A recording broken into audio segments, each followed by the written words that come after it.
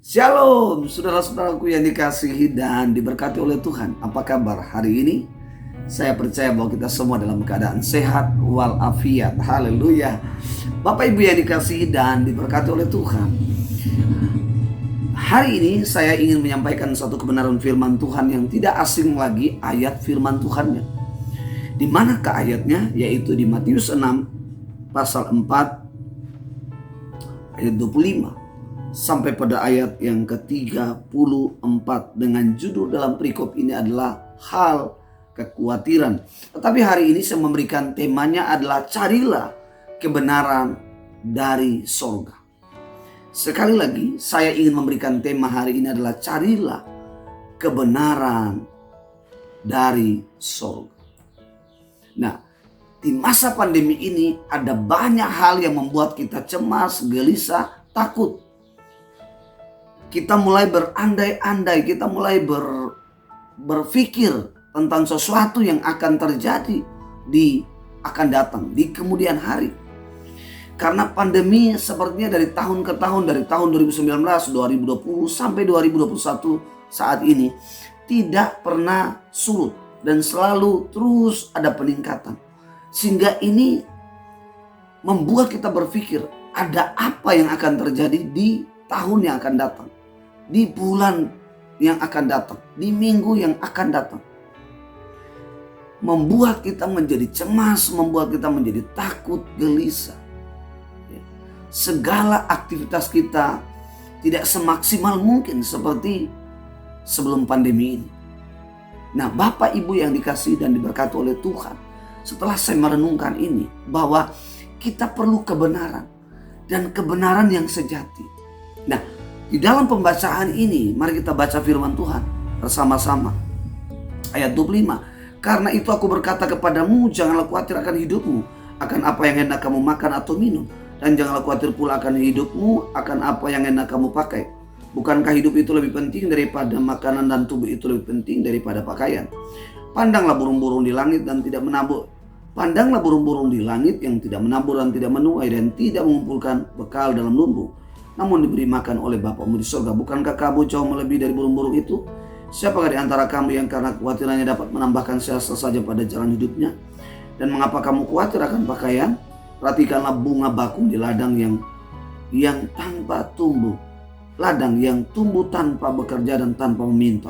Namun aku berkata kepadamu, Salomo dalam segala kemegahannya pun tidak berpakaian seindah salah satu dari bunga itu. Jadi jika demikian Allah mendandani rumput di ladang yang hari ini ada dan besok dibuang ke dalam api, tidakkah ia akan lebih lagi mendandani kamu, hai orang kurang percaya? Sebab itu janganlah kamu khawatir dan berkata, apakah yang akan kami makan dan apakah yang akan kami minum dan apakah yang akan kami pakai.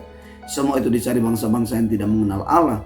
Akan tetapi Bapamu yang di surga tahu bahwa kamu memerlukan semuanya itu. Tapi carilah dahulu kerajaan Allah dan kebenarannya, maka semuanya itu akan ditambahkan kepadamu. Sebab itu janganlah kamu khawatir akan hari besok, karena hari besok mempunyai kesusahannya sendiri. Kesusahan sehari cukuplah untuk sehari. Saudara-saudaraku yang dikasihi dan diberkati oleh Tuhan. Nah, kalau berbicara kebenaran, ya ada banyak kebenaran-kebenaran di bumi ini.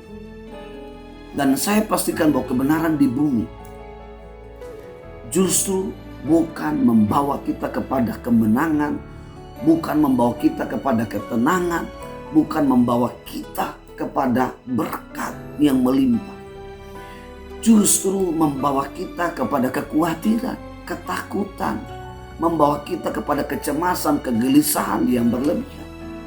Nah, itulah yang saya lihat bahwa tanpa kebenaran sejati dalam hidup kita, maka kehidupan kita akan dikuasai oleh hal-hal, oleh kekhawatiran yang berlebihan. Mengapa? Kekhawatiran itu bisa ada dalam hidup kita karena keadaan. Ketika saudara menghadapi sesuatu, misalnya saudara nggak punya uang, saudara nggak punya beras, saudara punya persoalan rumah tangga, hampir cerai. Lingkungan, situasi itu akan mempengaruhi saudara sehingga timbullah satu ketakutan, kecemasan, kegelisahan, kekhawatiran dalam hidup saudara. Nah, dunia memberikan kebenaran untuk dapat menyelesaikan rumah tangga adalah perceraian. Dunia punya solusi.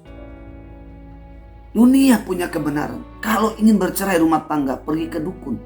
Kalau ingin mempertahankan rumah tangga, pergi ke dukun. Agar dia tetap mencintai. Dunia punya kebenaran. Kalau nggak punya uang, kita bisa nipu, kita bisa korupsi.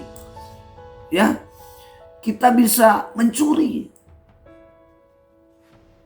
Itu dunia punya kebenaran. Tapi apakah kebenaran yang ditawarkan dunia itu akan membawa kita kepada kemenangan, kepada kelimpahan, kepada solusi yang sesungguhnya, kepada jalan keluar yang kita harapkan, yang kita rindukan. Di dalam ayat 33 dikatakan, carilah dahulu kerajaan Allah dan kebenarannya, maka semuanya itu akan ditambahkan kepadamu. Bapak Ibu yang dikasihi dan diberkati oleh Tuhan, kebenaran yang bukan daripada surga itu mendatangkan kekhawatiran, mendatangkan kegelisahan, mendatangkan kecemasan, mendatangkan ketakutan. Sehingga apa yang mengakibatkan dalam hidup kita ini? Yang pertama, di dalam ayat 26, ayat 26 katakan, pandanglah burung-burung di langit yang tidak menabur dan tidak menuai dan tidak mengumpulkan bekal dalam lumbung, namun diberi makan oleh Bapamu yang di surga. Bukankah kamu jauh melebihi dari burung-burung itu? Kebenaran dunia akan membuat kita kehilangan mentalitas kita sebagai anak Bapa di sorga. Sebagai anak tentu kita tahu sekali dan kita percaya Bapa kita adalah orang yang terbaik. Karena itu di dalam ayat yang ke-32 dikatakan, semua itu dicari bangsa-bangsa yang tidak mengenal Allah, tapi Bapamu yang di surga tahu bahwa kamu memerlukan semua itu. Seorang bapak tahu bahwa apa yang diperlukan anak itu pasti diberikan yang terbaik buat bapak. Kebenaran dunia, ketika saudara mengikuti kebenaran dunia, maka kebenaran itu justru merusak mental kita, merusak moral kita, merusak kehidupan kita. Sehingga kita yang sebagai anak Bapa di sorga, kita akan kehilangan janji-janji Bapa kita di sorga. Karena itu Bapak Ibu, Alkitab kita disebut Alkitab perjanjian. Perjanjian lama dan perjanjian baru. Karena ada banyak janji-janji Bapa di sorga yang sudah digenapi dan sedang digenapi dalam hidup kita. Katakan amin. Karena itu, jangan cari kebenaran dunia. Kebenaran dari surga. Yang kedua, saudara-saudaraku yang dikasihi dan diberkati oleh Tuhan. Ayat 30. Jadi jika demikian Allah mendandani rumput di ladang yang hari ini ada besok dibuang ke dalam api, tidakkah Ia akan lebih lagi mendandani kamu, hai orang yang kurang percaya? Kebenaran dunia akan membuat kita, iman kita itu turun dan tidak naik. Kebenaran dunia akan membuat kita jauh daripada Tuhan. Kita akan semakin hari dan semakin hari kita akan kehilangan janji-janji Bapa. Sehingga iman kita mulai tawar. Kita mulai tawar dengan janji-janji Bapa. Mungkin kita akan berkata, saya di saat dalam keterpurukan, dalam sakit, di dalam kesusahan, di mana Tuhan? Katanya Tuhan itu maha kaya. Tuhan itu sumber berkat. Kenapa Tuhan gak menolong? Tahukah saudara bahwa segala sesuatu yang terjadi itu tidak datang daripada Tuhan, tetapi Tuhan izinkan kepada kita untuk membentuk kita, untuk mendewasakan kita, untuk mendorong kita supaya di dalam situasi apapun hati kita tetap melekat percaya kepada Dia. Amin. Keadaan boleh berubah, situasi boleh kacau, tetapi iman kita tidak akan pernah berubah. Iman kita tetap kepada Tuhan Yesus Kristus. Dialah wujud nyata Bapa di sorga.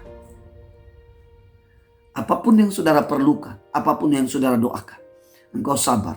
Nantikan waktu Bapa di sorga, bukan waktumu. Biarkan waktu Bapa di sorga, ia menggenapi, ia menyatakan janji-janjinya dalam hidup kita. Kebenaran dunia membuat tidak sekadar menghancurkan mental kita sebagai anak Bapa, membuat iman kita merosot, membuat iman kita menurun, berkurang dan berkurang. Tetapi kebenaran dari dunia membuat kita justru tidak hanya iman kita jatuh, iman kita turun. Justru semakin hari kita akan menjadi orang seperti orang-orang yang tidak mengenal Allah. Seperti orang-orang yang tidak mengenal Tuhan. Artinya di dalam ayat 32 dikatakan semua itu dicari bangsa-bangsa yang tidak mengenal Allah. Akan tetapi Bapamu yang di surga tahu bahwa kamu memerlukan semuanya itu. Di dalam kesusahan pasti kita melakukan banyak cara untuk memperoleh apa yang kita mau, betul? Di dalam persoalan pasti kita melakukan banyak cara bagaimana supaya kita bisa menang. Bagaimana supaya kita bisa memperoleh sesuatu yang kita harapkan.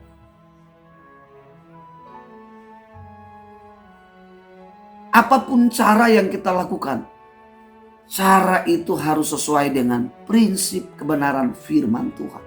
Sesuai dengan kehendak Bapa di sorga. Bukan menurut kehendak dunia atau kebenaran dunia. Saudara mau kaya, harus ke dukun. Itu bukan cara, itu bukan prinsip kaya menurut kebenaran firman Tuhan. Saudara mau naik jabatan, harus sogok kepada orang. Itu bukan prinsip kebenaran firman Tuhan. Kebenaran dari sorga. Justru itu prinsip kebenaran duniawi.